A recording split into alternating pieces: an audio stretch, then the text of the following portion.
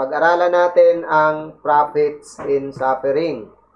Okay, tatlong bagay tungkol sa suffering, no, na isi-share ko sa hapong ito. Number 1, the facts of suffering. Number 2, the fellowship of suffering. Number 3, the fallouts of suffering. Okay? The facts, the fellowship, and the fallouts.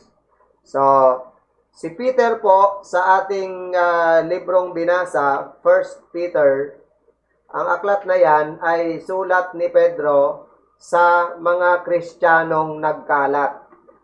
Okay, pansinin niyo po sa chapter 1, verse 1. Yan po ang background ng pagkakasulat, no? Peter, an apostle of Jesus Christ, to the strangers scattered throughout Pontus, Galatia, Cappadocia, Asia, and Bithynia, verse 2, elect according to the foreknowledge of God. So, ang sinulatan niya ay mga believer, mga elect. Okay? Kaya lang nagkalat. Sila ay mga Kristiyanong na scattered abroad. Okay? So, ang dahilan kaya nagkaka-scattered abroad ang mga Kristiyano sa Bible po, so lalo na sa Book of Acts at sa Dark Ages po, no, mga unang century ng Christian, ay because of persecution. Amen? So, may mga lumalabas na mga political personality, may mga lumalabas na satanic in mind, okay? May mga lumalabas na taong galit sa Diyos, then sila ay pumapasok sa mga simbahan at winawasak ang church, sinusunog ang church, pinapatay ang pastor, tapos yung mga miyembro ay pinagkakaladkad at dinadala sa kulungan. Ang iba ay hinahabol kung saan-saan. So sila ay nagkalat. Okay? So, kaya, because of the persecutions, ay nagkalat yung mga Kristiyano. So, ang maganda naman sa mga nagkalat, no, sa Book of Acts, di ba, yung mga nagkalat sa iba-ibang lugar, sila ay nangaral. Kaya mas lalong dumami ang nakakarinig ng Ebanghelyo. Okay? So, isa din sa paraan ng Diyos, yung scattered abroad, yung church, yung Kristiyano, para sila ay mangaral. Kasi, alam nyo po, ang nais ng Diyos, makalatan talaga ng mensahe ang lupang ito. Ang ginawa kasi ng mga kapatiran sa Acts, no? Sila ay nag-i-stay na lang sa isang lugar. Parang yung sa Genesis na ulit, di ba? Na yung sa panahon ni Nimrod or sa panahon ng mga henerasyon after Noah, gusto ng mga tao na sila ay mag-stay na lang sa isang lugar, kaya nagtayo sila ng Babel. Sabi ng Diyos, pumunta kayo doon sa malalayong lugar, kalatan nyo ng lahi nyo ang lupa. Ayaw nila maghiwa-hiwalay. Kaya ang ginawa ng Diyos ay ginulo yung language. Nung ginulo yung language ng mga henerasyon na yon, ay di na sila nagkaintindihan. So, naghiwa-hiwalay. Nagkalat-kalat. So, kaya kumalat ang tao sa daigdig. Amen? At nagkaroon ng iba-ibang lahi ng tao. Amen? Dahil yung mga nagkakaintindihan ng language, sila yung nagsama-sama. Amen? Pag di nga naman magkaintindihan, paano sila magsasama? Di ba? Bawa yung Bisaya saka Bicol, di ba? Yung Waray saka Ilonggo, no? Minsan kahit parehas na na probinsya, magkaiba yung language. Amen? Sa Pampanga, di ba?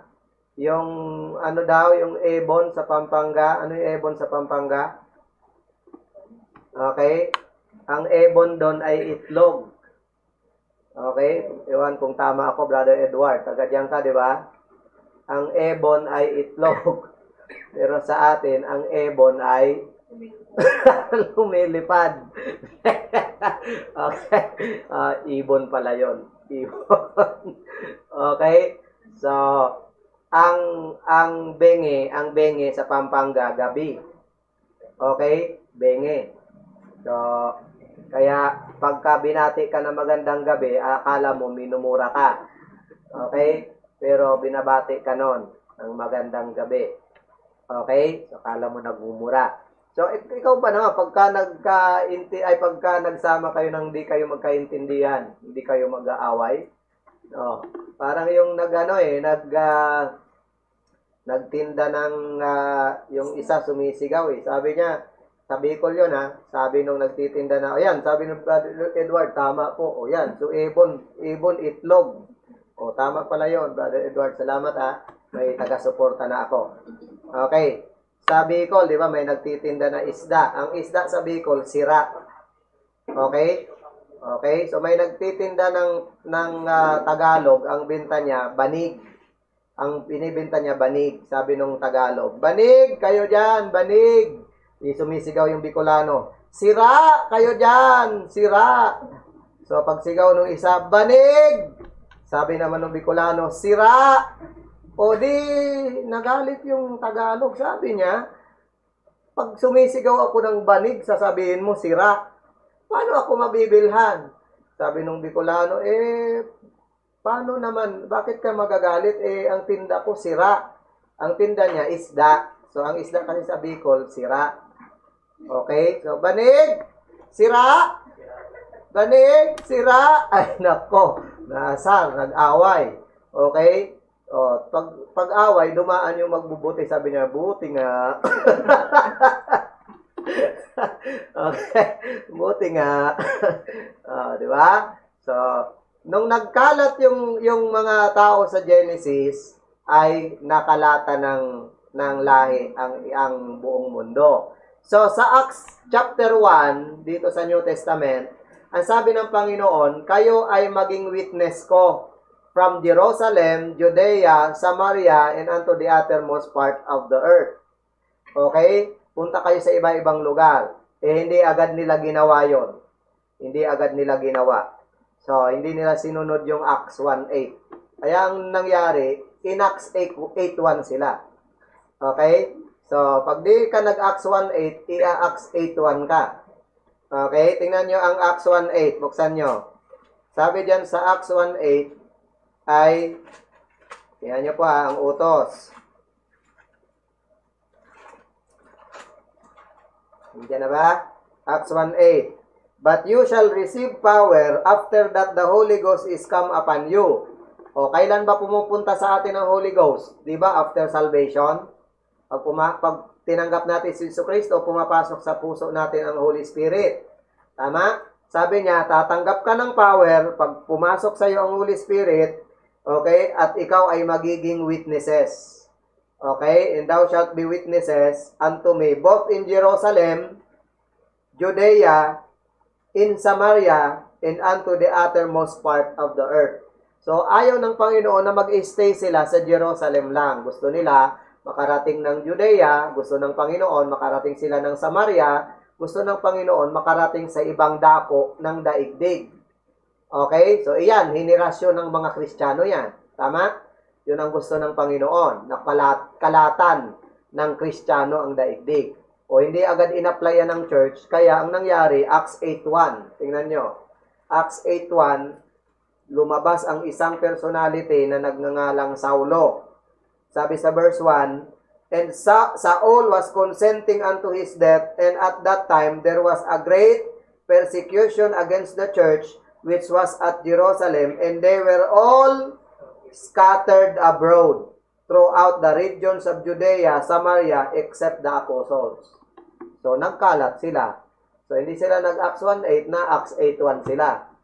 Okay? So, kaya, pagtapos magkalat yung mga Kristiyano, sa panahong nagsulat si Peter, nanatili pa rin nagkalat yung mga believer, so ang ginawa niya, sinulatan niya, kinumport niya, at binigyan niya ng exhortation na kung anumang suffering ang nararanasan nila, tanggapin nila.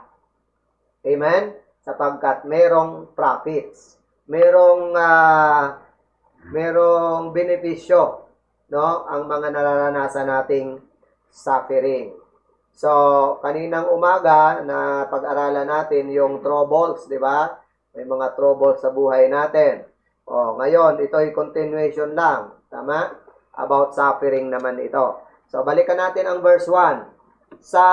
Dahil alam na natin na ang sinulatan ay mga scattered abroad na mga believer, okay? So, ito din po ay nagre-represent sa atin. Amen? Na tayo din ay nagkalat sa daigdig na ito at bawat isa ay nakakaranas ng suffering. Ang iba physical suffering, ang iba mental, ang iba spiritual, ang iba ay financial, material, ang iba relational. So pero bawat isa sa atin ay merong suffering na nararanasan. Naintindihan po ba? Sa ibang banda, sa ibang area ng buhay natin, tayo'y maaaring strong, pero sa other side ay tayo ay weak. Amen? So, kaya naiintindihan tayo ni Pedro. Kaya itong sulat ni Pedro ay para i-remind, no, na ang mga believers ay hindi exempted sa suffering. Amen? Kung pwede nga lang, sabihin mo, Lord, Kristiyano naman ako, di ba? Pwede bang wag na lang akong magkasakit?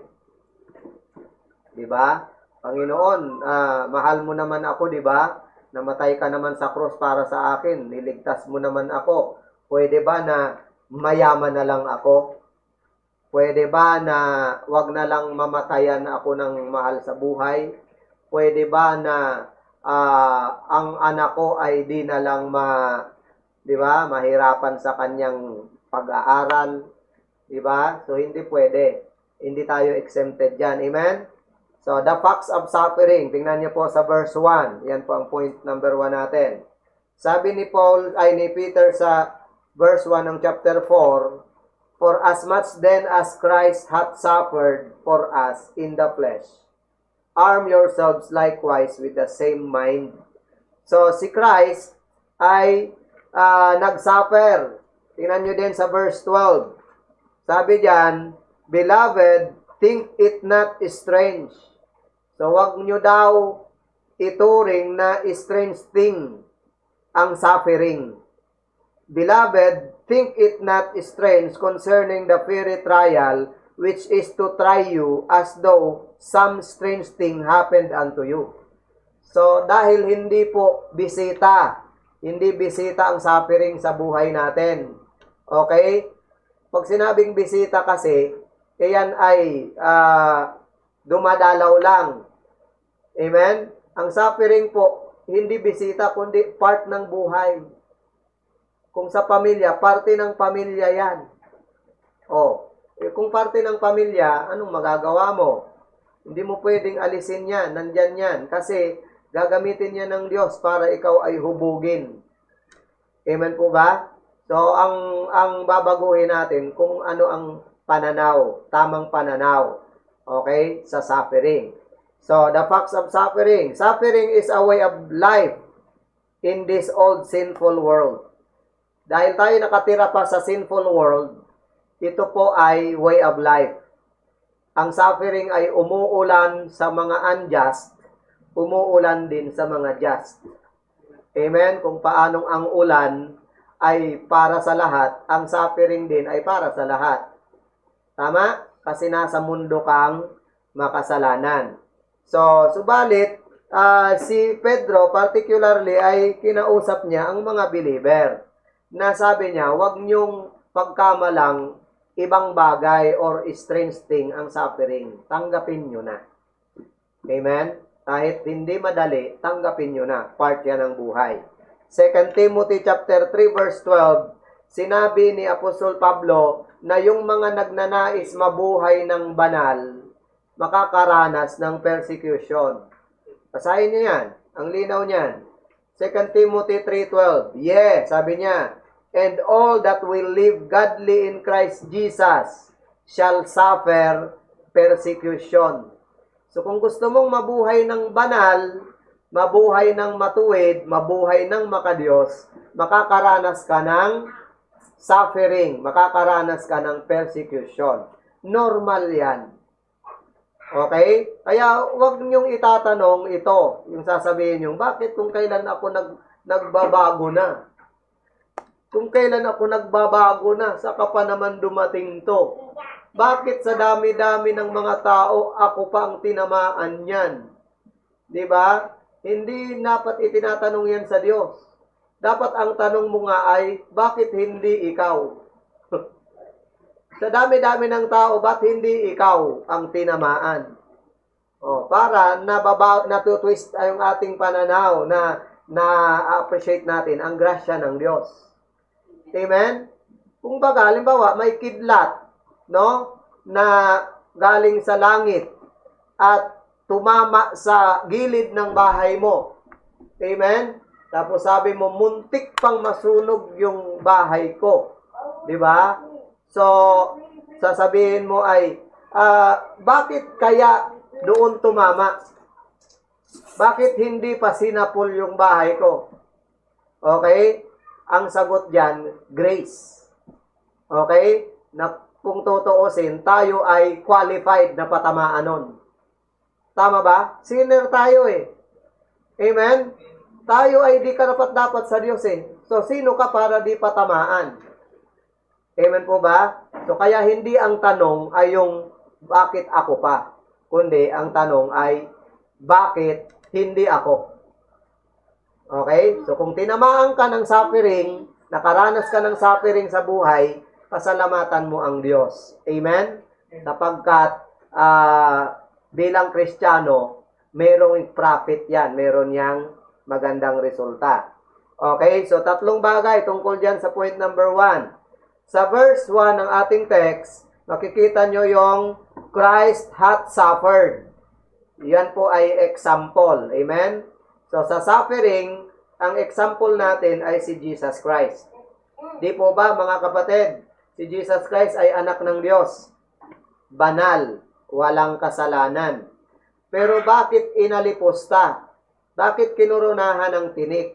Bakit kinamuhian ng mga tao? Bakit binabato?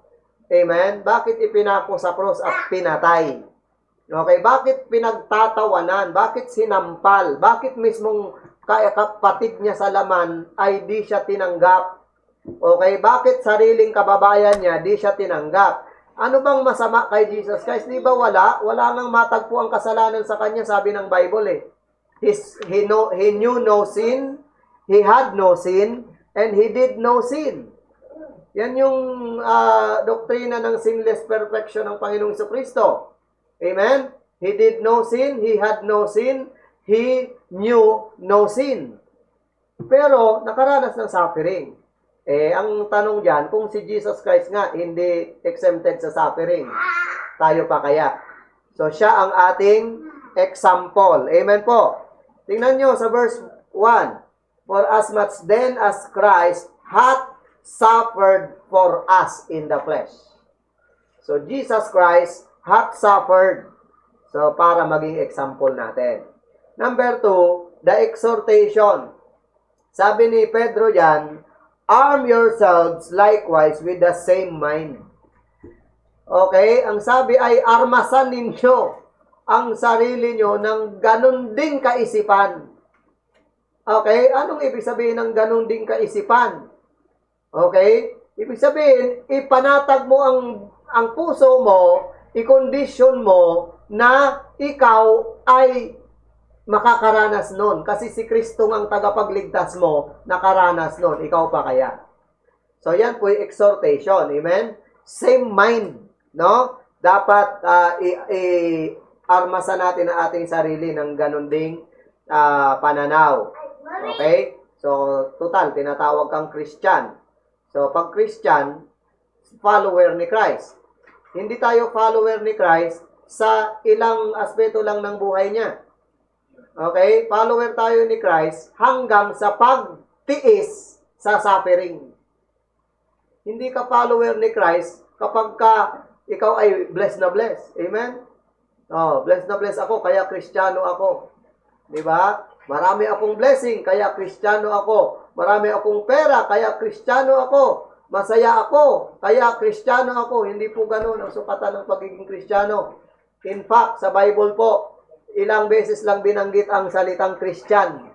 Okay? At ang kauna-unahan po na banggit ng salitang Christian sa Bible, ang nagtawag na Kristiyano sa mga believer, ang tawag dati disciples eh. Disciples, di ba? Tapos believers. Okay? Tapos tinawag na Christians. So, ang tumawag na Christian sa mga Kristiyano, hindi tayo. Hindi yung mga Kristiyano, magtawagan na tayong Kristiyano. Hindi ganon. Ang tumawag sa kanilang Christian, yung tagalabas. Kasi nakikita nila ang buhay ni Kristo sa buhay ng mga tagasunod ni Kristo. Kaya tinawag silang Christian.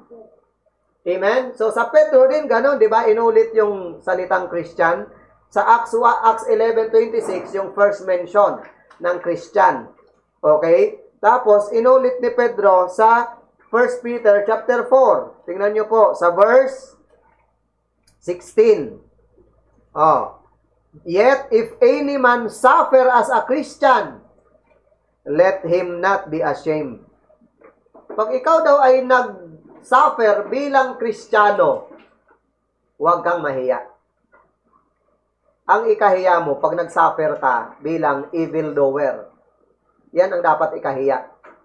Pero pag nag-suffer ka as Christian, huwag kang mahiya. Okay? Kasi ikaw ay nalalagay lang sa realidad, no, ng karanasan ng isang Kristiyano. Isang magandang karanasan ng buhay ng isang Kristiyano ang suffering. Okay? Enjoy na enjoy ka sa wedding ring, di ba? Sa sa engagement ring. Okay? Pero yung suffering ay hindi na i-enjoy. Okay? Di ba? Bakit? Kasi it takes maturity para i-enjoy mo ang suffering. Amen po ba? Parang yung isang lola na bulag, no? Mahina na. Tapos ang niya, hindi na siya nakakabasa kasi bulag, pero Kristiyano siya. Amen? Ang ginagawa niya ay nagkakatok ng mga bahay. At yung daliri niya nakahawak sa Bible, yung daliri niya nakaturo sa John 3:16. Okay? Bulag siya. Kumakatok siya ng bahay. Tapos pag may tawag, sino po sila? Sabihin ng lola na yun, Iho, pakibasa mo nga itong nakinalalagyan ng daliri ko. Pakibasa mo kasi alam mo bulag ako eh. Pakibasa mo nga at lakasan mo sa pandinig ko para marinig ko kung anong nakasulat dito sa tinatamaan ng daliri ko. Tapos babasahin nung kausap niya. Babasahin, for God so loved the world that He gave His only begotten Son. Alam mo ba ang kahulugan niyan, Iho? Hindi po, Lola. Ituturo ko sa'yo. Tapos lilipat na naman siya sa isang bahay. Ilalagay naman daliri niya doon. Tapos kung sinong, di ba, makausap niya, ipapabasa yung kinalalagyan ng daliri niya. Ginagamit niya yung kanyang suffering para ma-bless yung iba. Amen? Kung ang iba-iba na mababaw sa pananampalataya, magmumukmuk na lang. Amen? Dahil di na makakita, bulag, matanda na, so sasabihin niya, dito na lang ako sa bahay, hintayin ko na lang na kunin ako ng Diyos.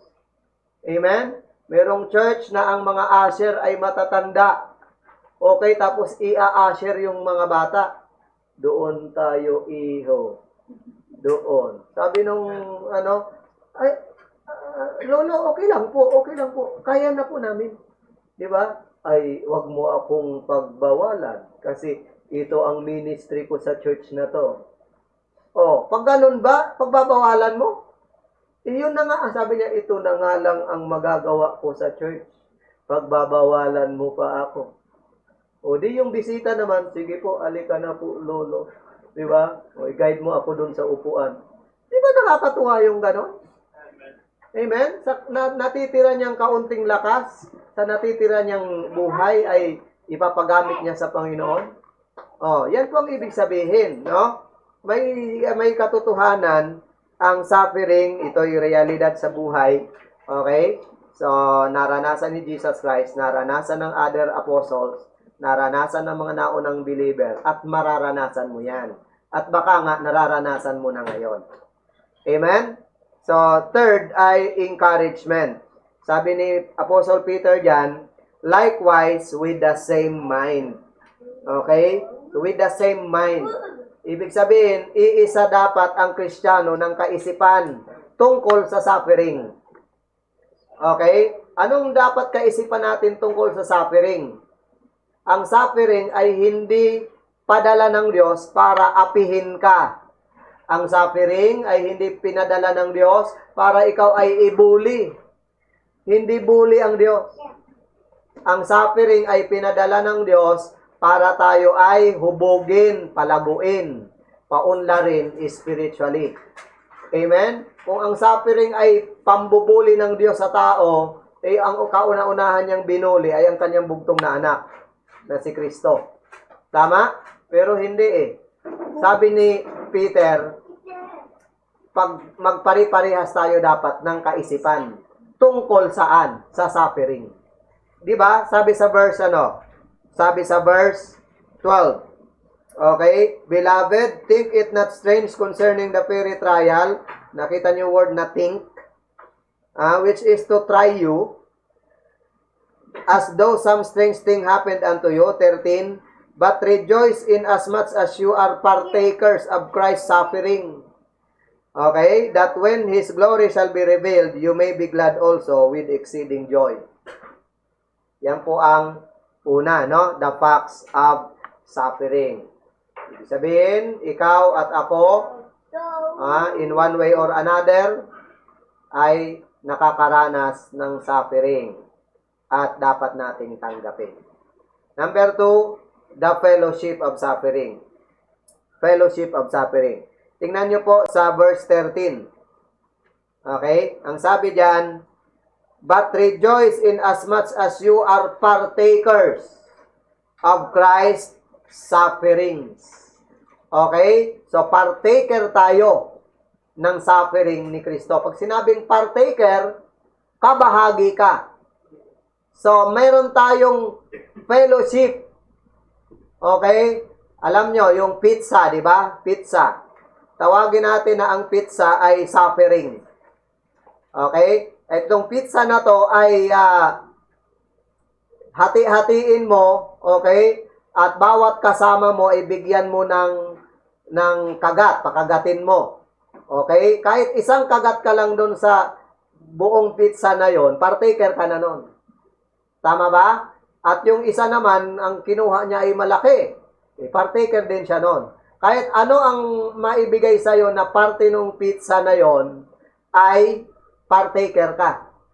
Amen. So, sa suffering, ang maganda ay ganito. Ang pinakamalaking tipak na kay Kristo. Okay? At tayo ay mga kagat lang ang sa atin. Mga kapiranggot lang ang suffering natin. Amen? Bigyan ko kayo ng example. Ikaw ba ay nabato na? Nabato ka na ba? Dahil nagsimba ka. Nabato ka na dahil nangaral ka ng salita ng Diyos. Okay? Si Jesus Christ ay inaway, di ba? Binato. Si Apostle Paul nabato. Si Stephen nabato. Di ba? Si Pedro nakulong. Di ba? Si John the Baptist napugutan ng ulo. Amen? So, meron na ba tayong suffering na hihigit doon sa mga nauna? Wala pa. Okay? Meron na ba tayong suffering na hihigit kay Kristo? Na yung pasanin niya ang cross mula kapatagan hanggang bundok ng Kalbaryo. Tapos doon sa Kalbaryo ay ipinako siya. Tapos yung cross ay pinatayo, ipinasok doon sa butas. Okay? Hindi yun dahan-dahan. Hindi yun, dahan-dahan naman, kawawa naman si Jesus. Di ba? Dahan-dahan ha. Oo, kawawa. Hindi yung ganon. Brutal ang pagkakagawa nun. Amen? Tapos nung turukan siya nung ipako siya, hindi siya tinurukan ng anesthesia. Amen? Kaya nga nung siya ay sumigaw na ako'y nauuhaw, Nauuhaw ako. Ang unang binigay ng tao sa kanya ay yung pampaampat ng dugo. Okay? Hindi niya tinanggap yon. Hindi niya tinanggap yung pampaampat ng dugo.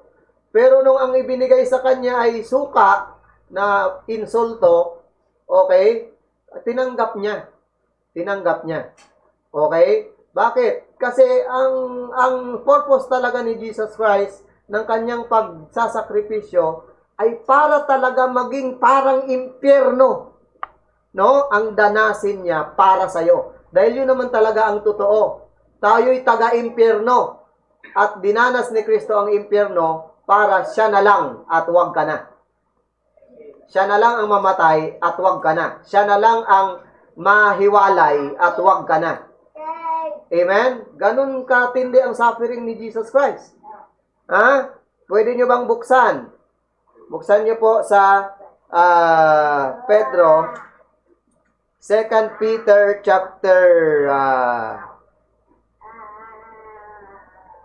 wait muna hanapin natin. Naalala ko lang po ito.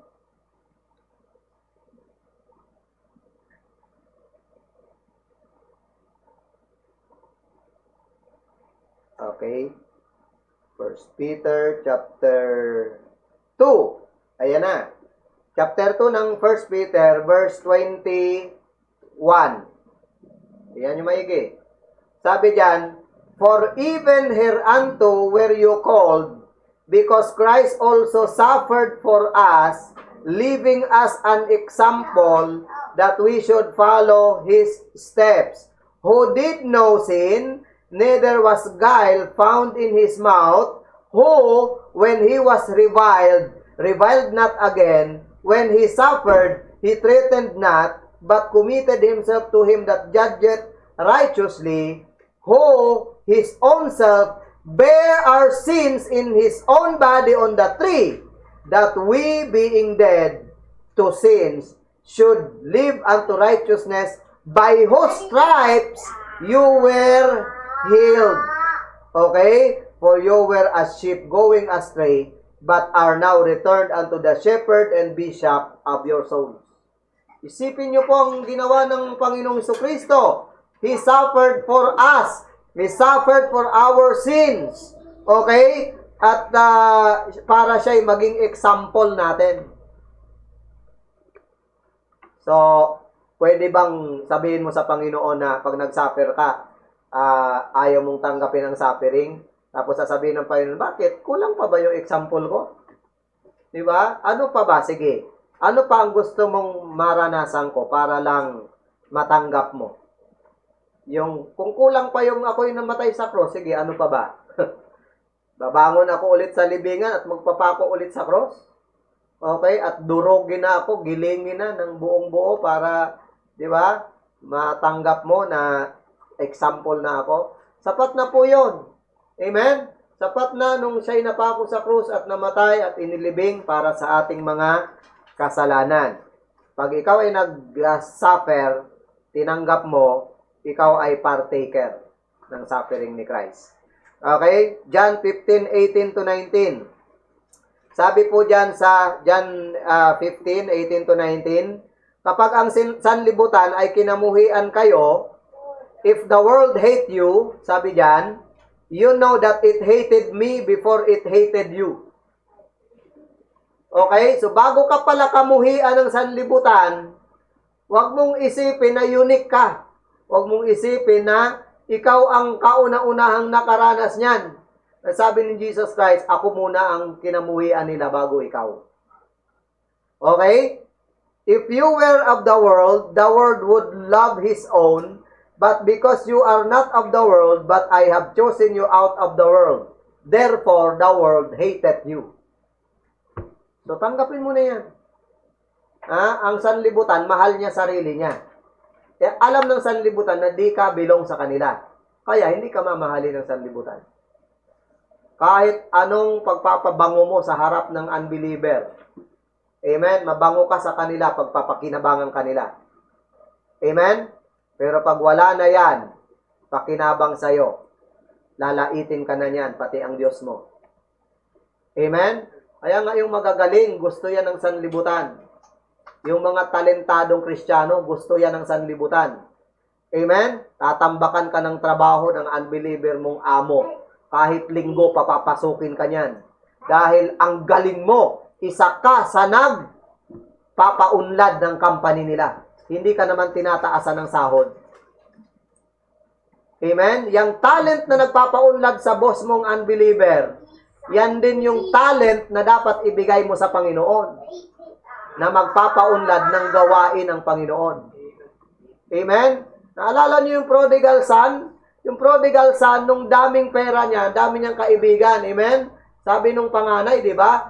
Ginamit nung bata na yon, nung prodigal na yon, yung kanyang yaman sa malaswang pamumuhay, sa riotous living. Ang riotous living po, ito po ay kumukuha siya ng mga patutot, nagbabayad siya ng mga babae, di ba? Nagkakaroon ng inuman, nagkakaroon ng kung ano-anong kasiyahan. Yan po ang riotous living.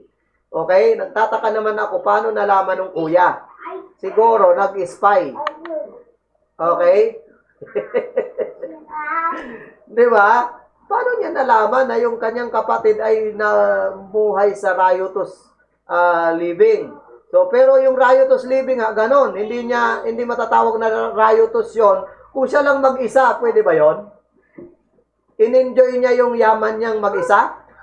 Hindi. Ang dami niyang kaibigan, ang dami niyang associates. Amen? At pero nung ubos na yung kanyang yaman, wala na kahit isang kaibigan.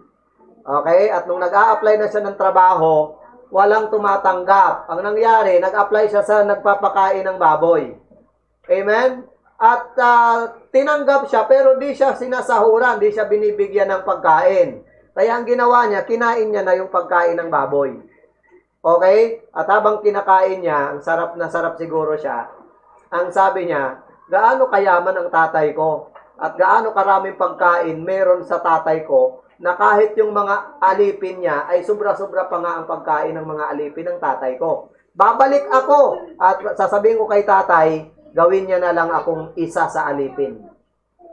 Amen? So makita niyo po na talagang this world will hate you because they hate Christ. This world will persecute you because they persecute Christ. Amen? They persecuted the Bible. They persecuted the godly. So, sino ka? Sabi nga to avoid criticism, say nothing. Do nothing. Be nothing. Gusto mo bang ma-avoid ang criticism? Walang masabi siya ang tao? Say nothing. Do nothing. Be nothing. Amen? Pero pag Kristiyano ka at gusto mong ipamuhay, nako, magdala ka nga lang ng Bible dyan sa labas Di ba? Iba ang tingin sa'yo. Di ba? Pwedeng ang unang tingin sa'yo, baduy ka. Okay? Banal ka. Sobra ka na. Susubra ka na sa langit. Lalampas ka na. O di kaya, ang tingin sa'yo ay nasisiraan. Amen? Nasisiraan. Okay? So, ganun yan. Normal yan. Alam nga namang sabihin mo, ay, ano lang to palamuti lang to. Hindi talaga ako maalam dito. Dinadala ko lang. Pinahatid lang sa akin ni Pastor.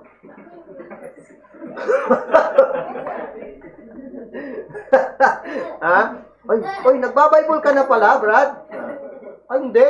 Pinahatid lang ito ni Pastor sa akin. Di ba? Ikaw ba, di nagbabasa niya? Hindi, bakit? Ako, basahin ko ba yan? Di ba? Diba? Sabi, no?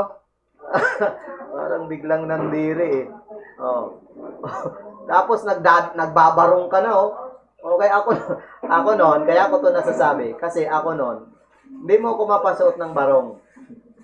Hindi mo ko mapasuot ng slacks. Mas gusto ko pa yung pantalong biyak-biyak. Okay? Kasi bagay yon sa mahabang buhok. Mahabang buhok ko noon hanggang dito. No? Tapos, ang hiwa niyan dito sa gitna. Yung pinakagitna talaga yan. Minsan, pinagpapagupit ako noon ng undercut. Yung undercut na hanggang dito ang ang under niya, pero ang haba ng buhok na yon. Tapos pagka minsan ang ginagawa ko, inaano ko yung buhok kong ganyan, tinatalian ko. Okay? So tapos ito ay walang buhok diyan, tapos ang haba dito, parang samurai. Oh, di ba? So parang ano yung Last Samurai. No? So pagtapos ay may pantalon kang maong, tapos may hiwa-hiwa, di ba? O, astig. Amen. Tapos nung ako'y na-save, ang mga pantalon kong maong, pinamigay ko na. Tapos pati mga shirt ko, pinamigay ko na. Kasi akala ko, ang Kristiyano, pag ikaw ay di ka na magsusuot ng maong. Okay? Tapos nung tumagal-tagal na ako sa church, nakikita ko yung mga kapatiran, nagmamaong din pala. Kung may lakad, nagmamaong din pala. Nagbabasketball din pala, so may short. Tapos nang hinayang ako, sabi ko, lahat ng gamit ko is slacks. Lahat ng gamit ko na ngayon, puro barong, wala na akong short, wala na akong maong. O yun, kaya nahirapan akong magpundar ulit ng mga ganon. Okay? So, alam nyo po, bilang mananampalataya, hindi mo pwedeng biruin, no? Hindi mo pwedeng itago. Hindi mo maitatago yan. Lilitaw at lilitaw yan. So, hanggang sa ma-enjoy mo na. Amen, mga kapatid. So, the fellowship of suffering. Letter A, we share Christ's suffering. Pag nag-suffer ka, kabahagi ka ng suffering ni Kristo. Verse 1, verse 13. Okay? Tapos, pangalawa, pag nag-suffer ka, we share Christians suffering. Ibig sabihin, ang iba nauna sa atin, nag-suffer. Amen? Tapos yung kasabay mo ngayon, nagsasuffer. O pag nag-suffer ka, welcome to the club. Parang ganon. Amen? Belong ka sa people of God. Amen po? Bigyan ko kayo ng example. Si Moses. Tingnan nyo ang kanyang fellowship with suffering. Hindi Exodus. Hebrews 11. Okay? Hebrews 11, verse 23. Nandiyan pa ba kayo? Nakatutok pa ba kayo? Sabi diyan, by faith Moses, when he was born, was hid 3 months of his parents because they saw he was a proper child. Okay? And they were not afraid of the king's commandment. By faith, Moses, when he was come 2 years, refused to be called the son of Pharaoh's daughter.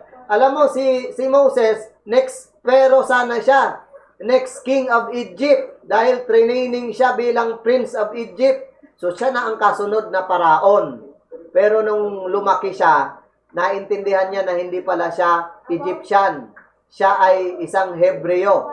So, tinanggihan niya yung alok, tinanggihan niya yung pride, yung position, yung possession, tinanggihan niya yung napakaraming mga kasaganaan ng buhay, at may pinili siya. Ano ang pinili niya? Verse 25. Choosing rather to suffer affliction with the people of God than to enjoy the pleasures of sin for a season.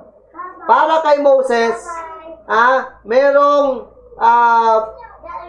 merong dating sa kanya ang people of God kaysa sa pleasures of sin. Maliwanag po? So, people versus pleasure. People versus pride. People of God versus pleasure of this world, pride of this world, amen, position of this world, power of this world. Para kay Moses, ang pinili niya, people of God. Ano naman kung mag-suffer? Kasama ko naman ang people of God. Yun ang pananaw ni Moses. Okay? Mas masarap danasin ang suffering na may kasama kang kapwa mo mananampalataya. Meron kang ka-partner, meron kang kabahagi. Amen po ba? So, hindi po yung ang Christianity ay yung magkakasama tayo sa ginhawa. Tapos paghirap, iba na lang. Amen? Bahala kayo dyan. Basta ako, kasama nyo ako sa ginhawa. Paghirap, exempted ako dyan. Dapat, people of God, church of God, amen? Christians, dapat partaker tayo, hindi lang ng suffering ni Christ.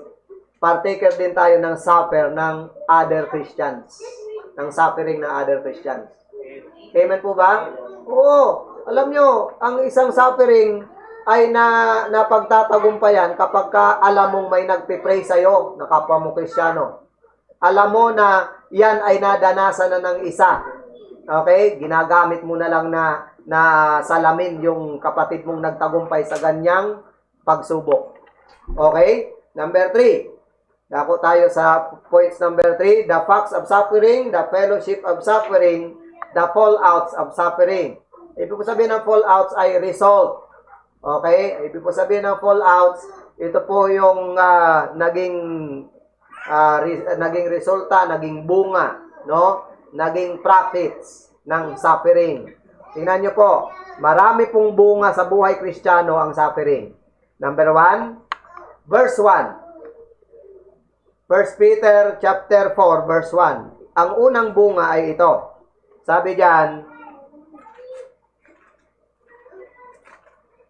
for as much then as Christ has suffered for us in the flesh, arm yourselves likewise with the same mind, for he that hath suffered in the flesh hath ceased from sin.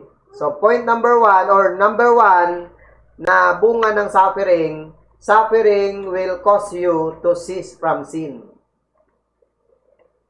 Okay? So, may suffering po kasi na bunga ng ating kasalanan. Amen? May suffering na bunga ng kasalanan ng iba. May suffering na bunga ng natural o ng kalikasan, no? Bunga ng paggalaw ng paligid. Suffering din yan. Halimbawa, nagkaroon ng lindol tapos nawasak bahay mo. Suffering yon, pero hindi ikaw may gawa nun. Gawa yon ng nature.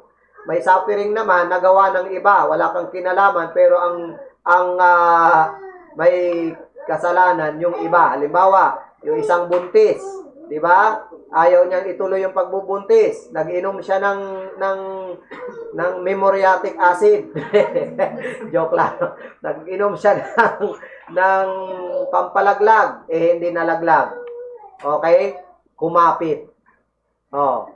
So, pero nung lumabas yung bata, ay buhay, pero may kapansanan. So, walang kinalaman yung bata. Kasalanan yun ng kanyang nanay.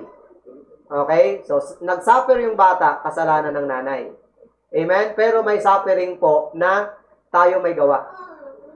Amen? Halimbawa, nagkasakit ka. Dahil yung pinagbabawal sa'yo, kinakain mo ng kinakain. Amen? So, yung pinagbabawal sa'yo, ginagawa mo. Kaya ka nagkasakit. So, suffering yan. Ikaw ang may gawa. So, sabi diyan ganito, kapag ka nag-suffer, tumitigil na sa pagkakasala. Amen? So, maliwanag po mga kapatid na isa sa bunga, isa sa profit ng suffering ay yung natututunan nating maging pino sa pagkilos. Di ba? Kailangan muna mauntog bago matuto. James 5:14-16. Sabi ni James, is any among you sick? Is any sick among you? Let him call for the elders of the church, and let them pray over him, anointing him with the oil in the name of the Lord. And the prayer of faith shall save the sick, and the Lord shall raise him up, and if he have committed sins, nakita niyo yan? They shall be forgiven him. Confess your faults one to another, and pray one for another, that you may be healed. The effectual fervent prayer of a righteous man availeth much. So, kailangan aminin ang pagkakasala, okay? At tanggapin yung consequence ng pagkakasala. Pagtapos nun, sa sunod, hindi niya nauulitin yun. Kasi nag-suffer na siya. Baka sabihin niya ganito. Halimbawa, nag-backslide siya. Tapos, pinalo siya ng Diyos. Di ba kanina umaga, sabi natin, ang pagpapala at ang pagpapalo ay pagpapala din. Bakit? Lalaki lang. Okay? Pagpapalo ay pagpapala din, lalaki lang. Okay? Male version ng pagpapalo. Okay. So, halimbawa, nag-backslide ka, lumayo ka sa Panginoon, tapos napilayang ka, o di kaya naputulan ka ng paa. Okay? O sa sunod ba, magbabackslide ka pa? Hindi na. Baka isang paa naman ang putulin ulit. Okay? O, kagaya nung isang tinatawag, no? Tinatawag siya ng Panginoon. Malinaw naman na naririnig niya ang tawag. Okay? Kasi pagka yung verse na yun ang pinipreach, grabe ang dating sa kanya. Pero ang ginawa niya, sabi niya, I have plenty of time. Okay? Magsusundalo muna ako. So, tapos, pag sundalo niya, ay nabaril. Okay? Putol yung paa. Okay? Tapos, nung putol yung paa, umattend ng church. Pag-attend ng church, narinig na naman yung calling. Narinig na naman yung preaching. Ewan ko. Sabi niya, bakit kaya pagka uma-attend ako, yun ang naririnig kong preaching?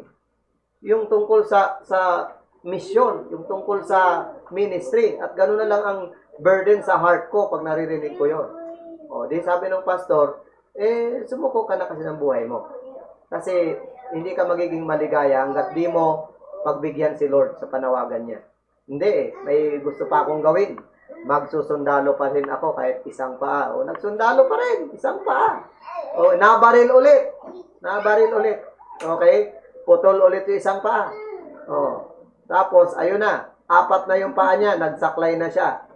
Okay? Tapos, nung nagsaklay na, may saklay na siya, ang sabi niya ay, magsusuko na ako ng buhay. Amen? So, nung nagsuko siya ng buhay, natuloy din naman. Nagpastor din naman. Kaya lang, 4 na ang paa.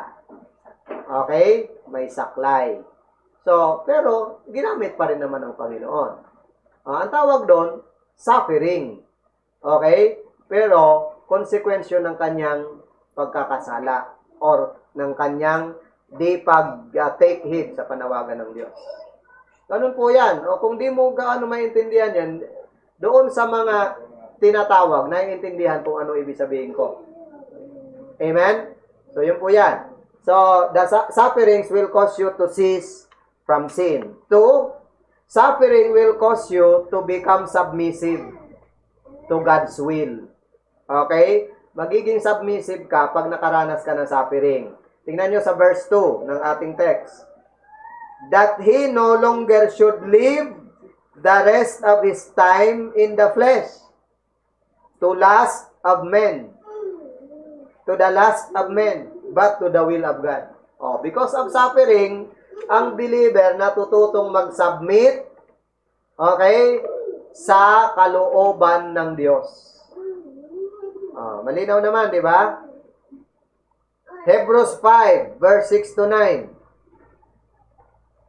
Hebrews 5, verse 6 to 9. As he saith also in another place, Thou art a priest forever after the order of Melchizedek, who in the days of his flesh, when he had offered up prayers and supplication with strong crying and tears unto him that was able to save him from death, and was heard in that he feared.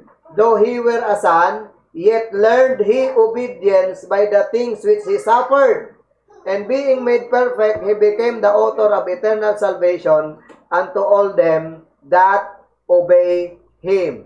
Napansin nyo yung, kahit siya'y anak, yet learned he obedience by the things which he suffered. So, tayo bilang anak ng Diyos, ganun din. Matututo tayong mag-submit sa kalooban ng Diyos kapag pinadaan tayo sa suffering. Amen po ba? O, parang bata yan eh. Inutusan mo, ayaw. Okay? Pinagalitan mo, di pa rin nagbago. Pinalo mo. Amen? O, sumunod. Sumunod na siya, nasaktan, pero natuto. Okay? Sa sunod, hindi niya nagagawin. Okay? Magiging submissive na siya sa kalooban ng kanyang ama. So, ginagamit ng Diyos ang suffering para tayo ay maging malambot ang puso. Sabi ni Paul, di ba? Baka naman mag-glory ako in, di ba? magyabang ako, kaya pinadala sa akin ng Diyos ang thorn in the flesh. Isang messenger of Satan para ako ay gawing mapagpakumbaba. Pag may thorn in the flesh ba si Paul, kaya niya bang magyabang? Hindi. Kasi anytime, yung sakit niya na yon, anuman yon, pwedeng lumala. Tama? Pwedeng yun ang ikamatay niya. So, kaya, lagi siyang tumatawag sa Panginoon. Lagi siyang nagpapasakop.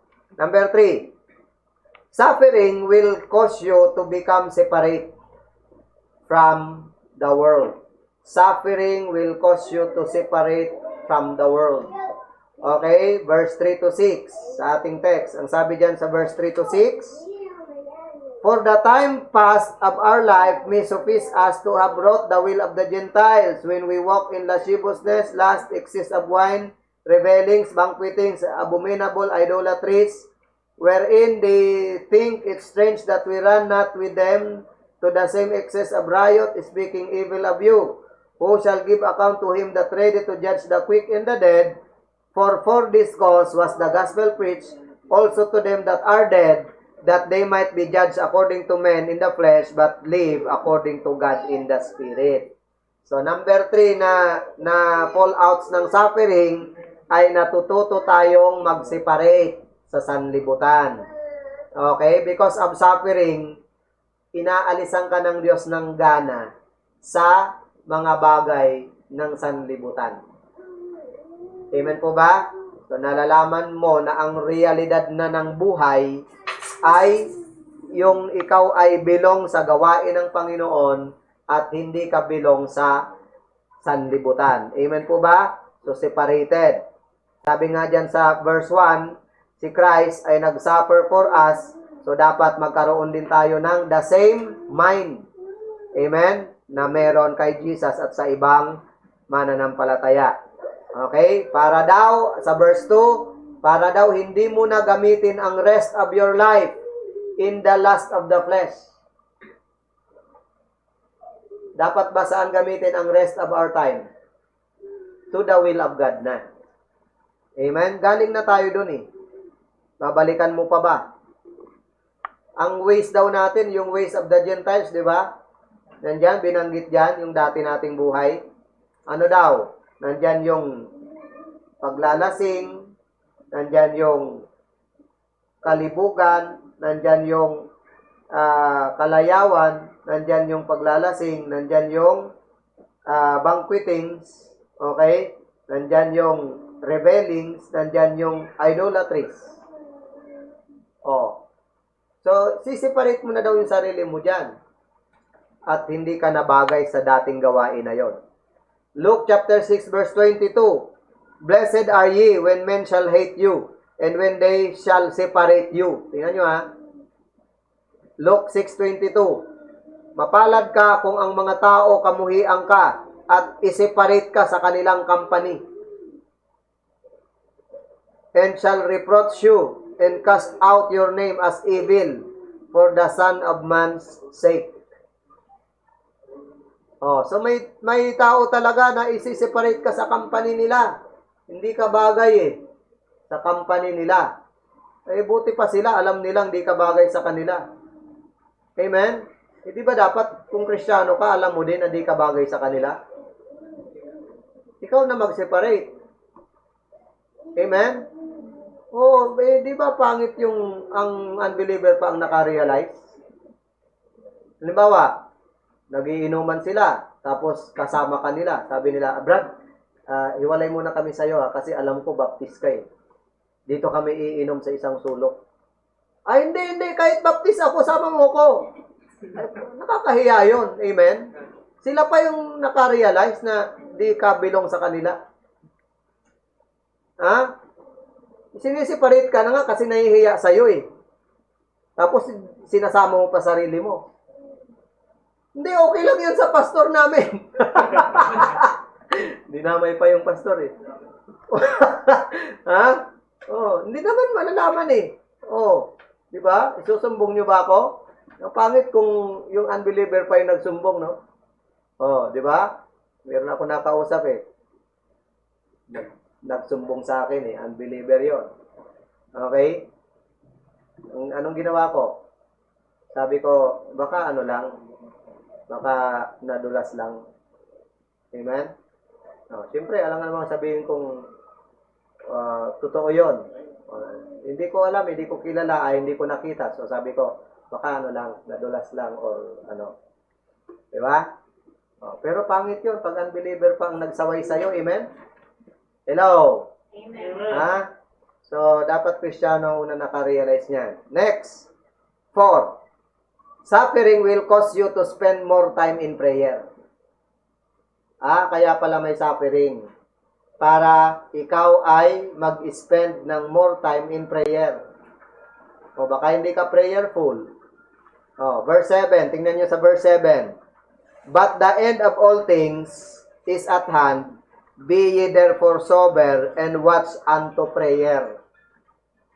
Amen? So sabi daw, magbantay ka sa pananalangin.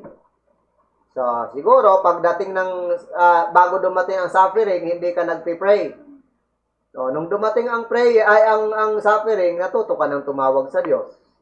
Tama? 2 Corinthians 12, 7-8. Sabi ni Paul, and lest I should be exalted above measure through the abundance of the revelations, there was given to me a thorn in the flesh, the messenger of Satan, to buffet me, lest I should be exalted above measure. For this thing, I besought the Lord thrice, that it might depart from me. Diba? Nagiging prayerful tayo kapag tayo ay may suffering. Pag may problema, diba? Prayerful. Pag nasa emergency, prayerful. So, hindi naman unang-una ay tayo'y ganun lang na taken for granted lang natin ang Panginoon. Tama?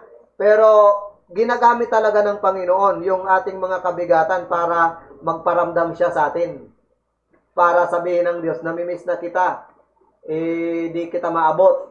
Cannot be reached. Walang signal. Okay? So kaya, padadalang ka ng Panginoon ng bagyo sa buhay. Bakit? Para matuto kang tumawag. Amen po ba? Tapos di ka pa rin tumawag. Busy ka nga. Sa kabila ba naman ng marami mo nang naranasan, di ka pa tumatawag sa Diyos. Sobrang busy mo na niyan. Amen? Baka iba pa ang ipadala ng Panginoon. Baka una, signal number 1 ipadala. Hindi ka pa rin nagising.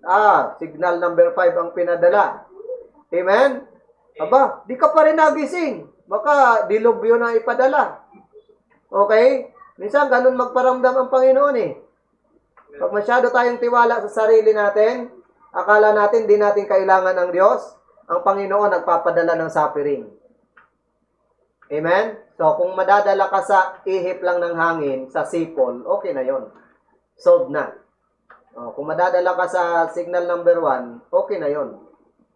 Diba? Pero tataas ang level niyan pag di ka nadadala. Nakikinig ba? Parang magulang din yan eh. Una, sit-sit. Ayan, titigil na. Okay na yun. Solved na. Amen? Kahit sa church discipline, ganun din eh. Naalala niyo ba ang doktrina tungkol sa church discipline? Pag nakita mong nagkasala, kausapin mo. Pag pumayag at inamin, okay na, solved na. Pag di inamin, nagmalaki pa, magsama ka ng witness, 2 o 3. Okay? At di pa rin inamin, may witness na nga. Dalhin mo sa church. Okay? Tapos, pastor na nagsabi, church na ang nagpapatunay. Ay, di pa rin talaga. Di pa rin talaga nagsisi. Matigas, sabi ni Apostle Paul, o sabi ni Jesus Christ, ituring mo ng unbeliever. Diba? Itiwalag mo na. Para may pagkakataon si Satan na sirain ang katawan niyan. Okay? Para ang kanyang kaluluwa, nasa piling ng Panginoon, sisirain lang ni Satanas ang katawan. Okay? Kasi ang salvation di nawawala. Okay? So, yun ang sabi ni Paul. Turn over muna yan kay Satan. Turn over. So, ganun din po, no? Huwag nating pataasin ang level ng Minsan nag-usap kami ni Brother Jan. Paborito na daw ni Brother Jan na palabas, yung Mulan. Okay? Sabi ko, kilala mo ba yung artista doon? Sabi niya, oo, pastor.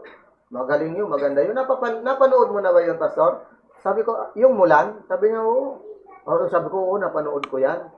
Pero alam mo ba, Brad, sabi ko sa kanya, ang Mulan, part 4 na yun eh. Yung Mulan. Sabi niya, ha? Ngayon ko lang nalaman yan, Pastor. Part 4 na pala yun? Sabi ko, oo. Ano po ba ang part 1? Sabi ko, ang part 1 kasi niyan, bago magmulan, ay ano muna, mulog. Nakikinig siya ng maigi. Mulog. Napaganyan siya. No? Sabi ko, pangalawa, ang second part ay midlat. Okay? At yung third part niyan, mambon. Sa kalangmulan. So, nung malaman niya na mambon, mulan, sabi, parang ambon yun sa kaulan eh. So, yan, nagtawanan na kami. O, sabi ko, may kasunod pa nga yun eh. May kasunod pa. Pagtapos ng mulan, ang part 5 ay maha. Magyo. Magyo. Sunod, maha. Okay? So, pang-apat mulan. Okay? So, wag nating hintayin na magyo muna, no? Mambon pa lang, okay na. Okay na. Amen? Mga Kristiyano. So, it costs you to spend more time in prayer. 2 Samuel 12, 15 to 20. 2 Samuel 12, 15 to 20. Si Haring David. Okay, buksan nyo. 2 Samuel 12, 15 to 20. Ano yung sabi niya? 15. And Nathan departed unto his house. 2 Samuel ba yan? Tama. And Nathan departed unto his house, and the Lord struck the child that Uriah's wife bare unto David, and it was very sick. David therefore besought God for the child, and David fasted and went in and lay all night upon the earth. And the elders of his house arose and went to him to raise him up from the earth, but he would not, neither did he eat bread with them. And it came to pass on the 7th day that the child died. And the servants of David feared to tell him that the child was dead. For they said, Behold, while the child was yet alive, he spake unto him, and he would not hearken unto your voice. How will he then vex himself if we tell him that the child is dead? But when David saw that his servants whispered, David perceived that the child was dead. Therefore David said unto his servants, Is child dead? Is the child dead? And they said, He is dead. Then David arose from the earth and washed and anointed himself and changed his apparel and came to the house of the Lord and worshipped. Then he came to his own house, and when he required, they set bread before him, and he did eat. So nung may sakit yung anak ni David, di ba? Grabe ang prayer ni David. Grabe, nagpapasting, di kumakain, talagang grabe ang prayer niya. Pero nung patay na ang bata, ay nag-ayos na siya ng sarili. So, ibig sabihin po ganito, sa panahon ng suffering, natututo tayong tumawag sa Panginoon ng seryoso. Tingnan mo si David, antig talaga ng husto yung puso niya sa ginawa niya. Kasalanan niya yon, okay? So, pero nagmamakaawa siya sa Diyos. Sino sa inyo ang naka-experience na may mahal sa buhay na na-hospital tapos alam mo na talagang malala yung kalagayan at nag-pray ka, nagmakaawa ka talaga sa Panginoon, Lord, kung baka naman pwedeng maghimala ka, di ba? Strengthen me this one, so. Di ba? Kahit ngayon lang, Lord, sige na. Di ba? Pero gano'n, naranasan ko yan, no? Nung ang papa ko ay na-stroke, no? Namatay yung kanyang kalahating katawan, di ba? Ang prayer ko, Lord, di pa ko pagturo ng marami sa papa ko, talagang di pa ako nakakabawi. Gusto ko pang makasama siya. Grabe ang pakiusap ko sa Panginoon. Di ba? So, seryoso yung ating prayer pagka may suffering. Amen po? Pero kapag hindi sinagot yung prayer mo at doon na talaga, di ba? So, doon mo na natatanggap na hanggang doon na lang. Purihin ang Panginoon. Yun ang ginawa ni David. Okay? So, kapag may dumating ulit na ganyan, natututo tayong mag-pray na marugdog. Amen po? Kaya may natututunan sa suffering. Next. suffering will cause you to draw closer to the church. Because of suffering, natututunan mo na may mga kapatid kang nagmamalasakit sa'yo. Huwag mo kasing isiparate ang sarili mo sa kanila. Amen? Nandyan sila para sa'yo. Okay? So kahit madalas mo silang iwanan, nandyan sila para sa'yo. Amen? Di ba, Brother Ryder, no? Okay? Nandyan ang church para sa'yo. Sa suffering, pinagpipray ka. Amen? Kahit kailan ang church ay hindi nawawala. Nandyan ang church. Okay? So maranasan natin, ma-realize natin, belong tayo sa body of Christ. Ang sabi ng Bible, ganito, ang masakit sa isa, masakit sa lahat. Amen? Sabi ng Ecclesiastes, di ba? Two are better than one. So pag mag-isa ka, mahirap malabanan yung mga kabigatan, mahirap mapagtagumpayan. Pero pag marami, ang langgam nga isang pirasong pandesal kaya nilang buhatin Magtataka ka yung pandesal naglalakad. Okay? Ang bigat nun. Pero paanong naglalakad yun? Pag tiningnan mo sa ilalim, ang daming langgam doon. Nagtutuwang-tuwang sila sa pandesal. Okay? Lahat naman sila makikinabang. Amen po mga kapatid? So, ikaw ay believer, ikaw ay member ng church, di ba? Hindi ka nag-iisa. Huwag natin, lalo na sa panahon na to, no? Hindi tayo dapat mag-separate ng ating sarili sa grupo. Okay? Mas lalo tayong madidepress pag nag-separate tayo ng sarili natin sa grupo. Okay? So, suffering will cause you to draw closer to the brethren. 1 Corinthians 12:26, and whether one member suffer, all the members suffer with it. Okay? Or one member be honored, all the members rejoice with it. Romans 12:15, rejoice with them that do rejoice, and weep with them that weep. Yung nagagalak, makigalak ka. Yung nalulungkot, makilungkot ka. Amen? Sakit ng kalingkingan, sakit ng buong katawan. Because of suffering. Amen? Pray natin ang pamilya ni Brother Ryder na sila'y makabangon at talagang makarebound, makamove on. Amen? At matanggap na, Brad, no? Nagpahinga na ang iyong papa. Okay? So, may transition. Alam natin yan. Hindi madali ang transition May mga adjustment yan Okay? Pero by the grace of God, masasanay din. Next, suffering will cause you to be able to minister to others, to serve others. Okay? Verse 10 to 11. Because of suffering na nararanasan natin, pag napagtagumpayan natin, natututo na rin tayong dumamay sa ibang nakaranas ng kaparehong naranasan mo. Amen po ba? Tingnan niyo yung mga nanay na nakaranas ng mga anak. Ang bilis lang magturo doon sa bagong mag-asawa na magkakaroon ng first baby. Di ba?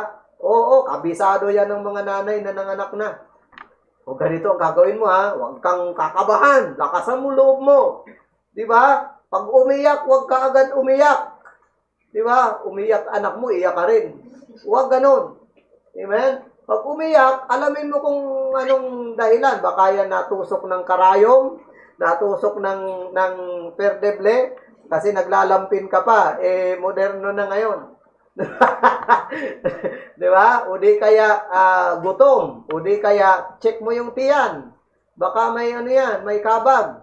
Okay? O di kaya check mo yung likod niya, yung damit niya, baka may langgam. Maraming dahilan ba't umiiyak yung bata. Okay? Baka hindi yan iiyak dahil di nakapasa sa exam. Hindi, mali yun.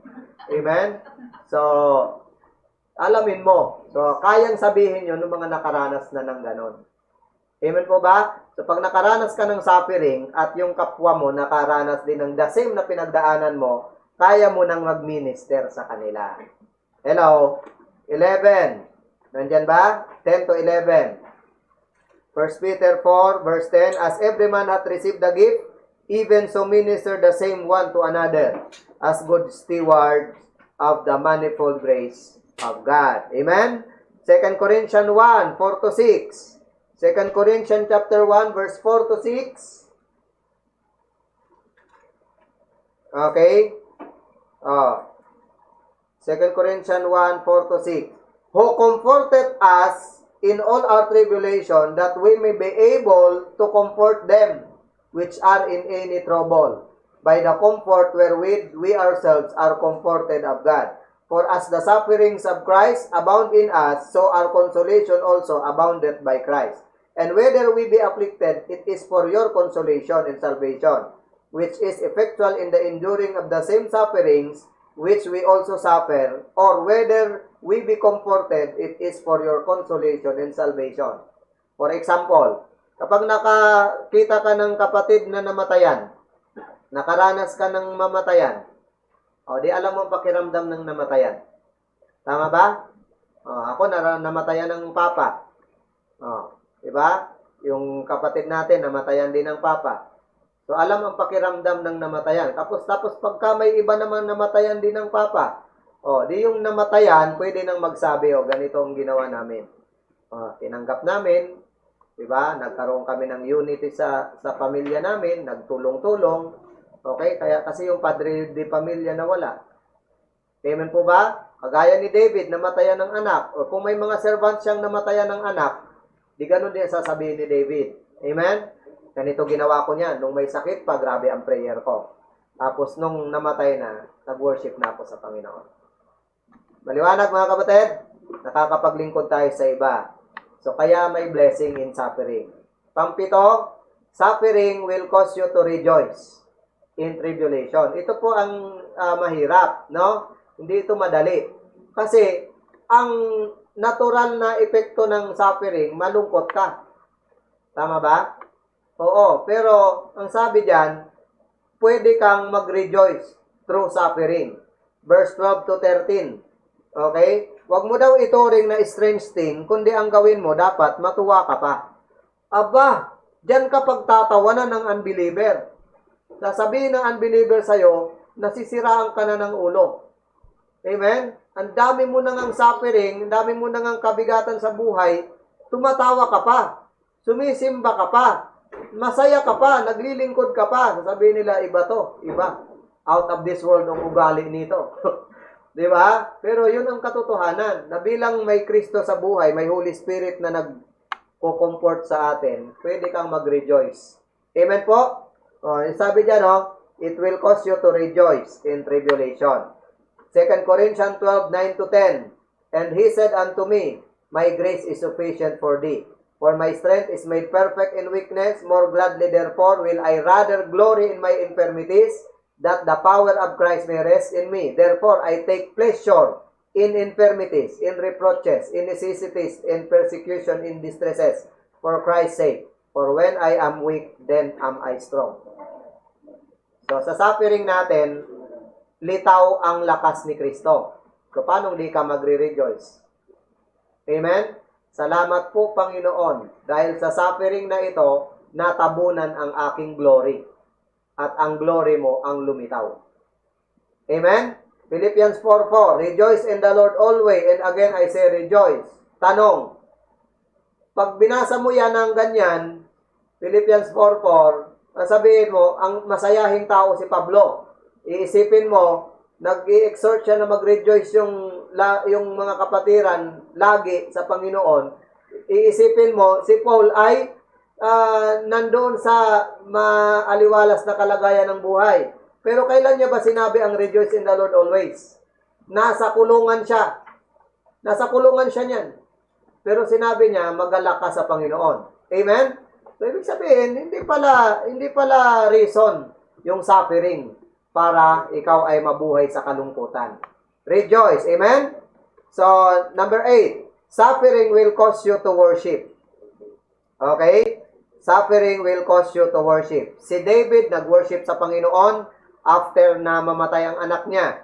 Si Job ay nag-worship sa Panginoon sa kabila ng katakot-takot na nangyari sa buhay niya. Sobra yun. Amen? Job 1, verse 20 and 22. Tingnan nyo, basahin nyo ang nangyari kay Job at kung ano ang ginawa niya. Okay? Job 1, 20 hanggang 22. Then Job arose and rent his mantle and shaved his head and fell down upon the ground and worshipped and said, Naked came I out of my mother's womb, and naked shall I return thither. The Lord gave, the Lord hath taken away, blessed be the name of the Lord. And all this, Job sinned not, nor charged God foolishly. Iba ang level ni Job, amen, mga kapatid? Pagtapos mamatay ang 10 anak niya ng sabay-sabay, pagtapos maubos ang kanyang mga ari-arian, tama? Nag-worship si Job sa Panginoon. Ang sabi nga ng asawa niya, isumpa mo na ang Diyos. Di ba? At mamatay ka na rin. Isumpa mo na ang Diyos at mamatay. Pero sinaway niya ang asawa niya. Dahil sabi niya, hindi dapat tayo ganun sa Panginoon. Dapat tanggapin natin ang suffering na maluwag sa ating puso. Amen? Panghuli, suffering will cause you to commit your life to the Lord. Okay? Verse 17 to 19. Suffering will cause you to submit your life to the Lord. Okay? 1 Peter 4:17 to 19. Ito po ang nakalagay dyan. For the time is come that judgment must begin in the house of God. And if it first began at us, what shall the end be of them that obey not the gospel of God? And if the righteous scarcely be saved, where shall the ungodly and the sinner appear? Wherefore let them that suffer according to the will of God commit the keeping of their souls to Him in well-doing as unto faithful Creator. So, suffering will cause you to commit your life to the Lord. Amen? So, 1 Peter 2:23, nandun din yan. 1 Peter 4:19, yung binasa natin, because of suffering, natututo nating i-commit ang ating buhay sa Panginoon. Kagaya ng ginawa ni Job. Ang Diyos ang nagbigay, ang Diyos ang babawi, purihin ang Panginoon. Diba sabi niya? Maganda kasi yung sa suffering, masiro tayo. Okay? Sa tiwala sa sarili. Amen?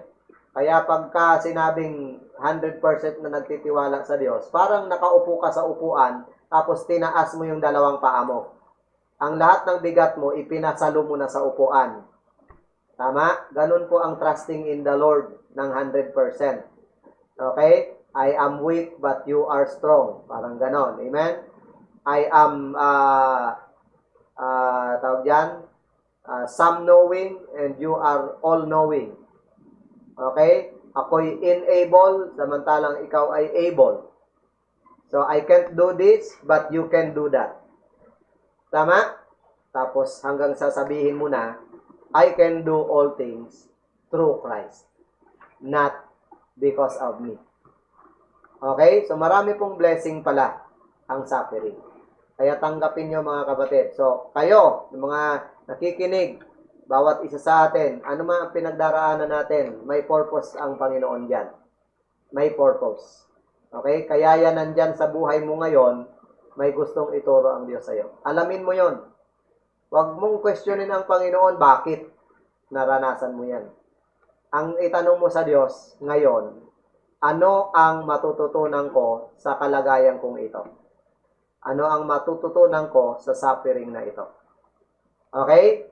So, lugurin mo ang Diyos despite of your suffering. God bless you and enjoy serving Jesus Christ. Panginoon, salamat po sa iyong salita.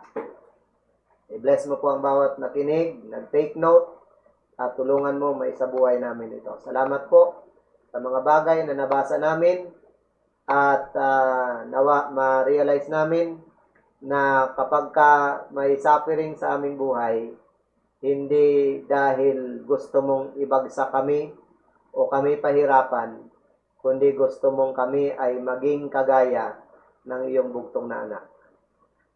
Tulungan mo lang po na maging mapagpahinuhod kami, mapagpasakop, maging teachable kami sa lahat ng nangyayari sa aming buhay.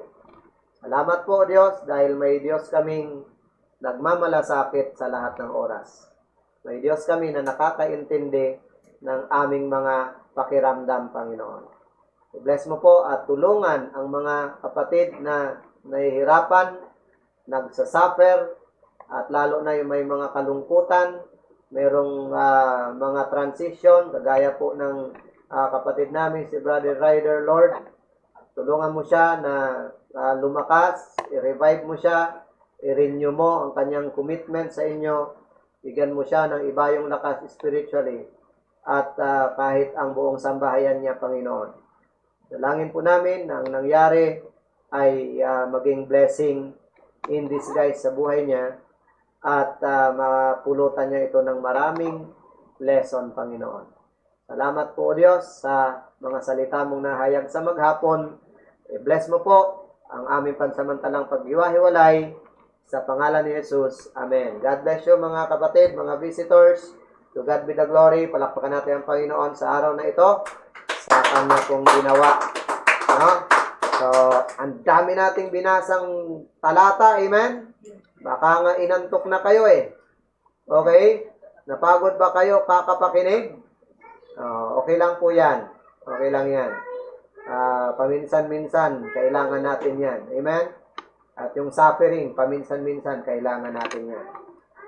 Okay, so, daily at His Word, huwag kalimutan, every 6:30 ng gabi. At bukas po, ang atin pong tagapagsalita ay si Richard Prep. Okay? So, Monday at Friday ay yung isa naman. Amen? So, ganun lang po. At announcement sa mga leaders, yung inyo pong assignment, ano na lang, no? Yung inyo pong mga journal, okay? At yung inyo pong paggawa ng lesson, no? Sa ating foundational lesson, 2 weeks. You have 2 weeks, no? Para ma-submit yung mga pinapagawa. Okay? Salamat, Brother Jun Lozada. Okay? Salamat sa iyong panahon. Okay? Sa mga naghandog ng oras sa Panginoon, no? Biyaya lang po. Biyaya lang. Okay? Salamat sa Diyos at kayo ay free sa inyong mga pwedeng gawin sana. So, at inuna nyo ang gawain ng Panginoon. At yun naman po talaga ang tama. Amen. Sunday is for the Lord. Hindi para sa atin. Amen? So, buti nga. Sa Old Testament po ay maghapon talaga yan eh. Talagang walang pahinga yan. Dire-diretso yan. Wala ka talagang gagawin. Kahit yung mga baka nila, tinatali nila yan. Hindi nila pinapagalaw pag araw ng pagsamba. Amen? Dapat ganun din tayo. Meron akong alam na church, pati oras itinatights nila. Oras. Okay? Kung may 24 hours ka daw a day, ang 2.4 do na oras, ibigay mo sa Panginoon a day. So, kaya gagawin yun sa pagitan ng pagbabible or pag-witness. So, pati oras, tinatights. Amen? So, sabi ko, sige, pag-aaralan ko nga at i-apply namin sa church. Di ba? Pwede yun eh. Nagtatights ka ng income mo. Di ba? Hindi lang naman yan ang dumarating sa buhay natin eh. Di ba sabi, ang itatights ay yung dumarating sa buhay, kung paano ka pinag-prosper ng Panginoon. Di ba ang tithes ay, ang oras ay ano din yan? Binibigay din ng Panginoon sa atin. Dapat nagtatights din tayo ng oras. Ang gandang nun ha. Ang gandang prinsipyo yun ha. Okay? So, salamat po. Ngayon po ay mag-off na tayo. Diyan po sa mga bahay nyo, doon po sa di pa nag-send ng picture, mag-send po kayo ng picture para mamaya magpo-post po yung ating kapatid. Amen? Okay? So, mag-pray po kayo dyan sa kinalalagyan nyo at dito po mag-pray din po kami ng sama-sama bago kami maghiwa-hiwalay mamaya. Okay? While fake news are everywhere, good news matters. Paalam.